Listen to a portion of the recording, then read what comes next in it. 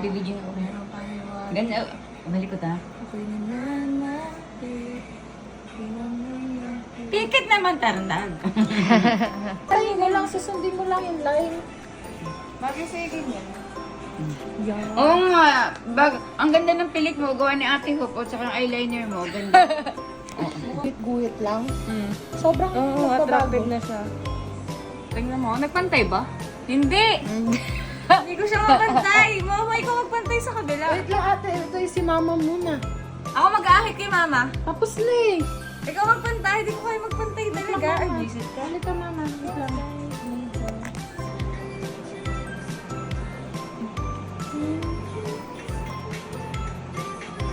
Asan na yung ate? Anong sabi ni Ate Hope? Parang ang amo ng mata. Kapag Sobrang Latina. Wow. Sobrang Latina! Nakasigaw ko rin. Ba talaga, pakaba yung isang gawa ko. Yung ka ate, malipis lang. Ay talaga. Parang abot sa itong isa. Kapit lang na lang.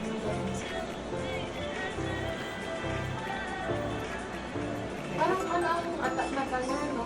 Magpo-Flores de Mayo. Hindi magkakarinkalis ka, Ate Hope. Parang ano sabi mo, mama?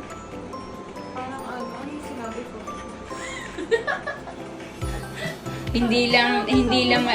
Hindi lang nag-aayos masyado si JM. Pero maganda ang mukha rin. Mm. Gandang ayusan, bilugan din ang mata. Tingnan mo naman siya ang blush mo. Saan yung blush mo? Dito. Or dito. May 18, 2025, inayusan ni Baby Momo ko at ni Ate Hope si JM.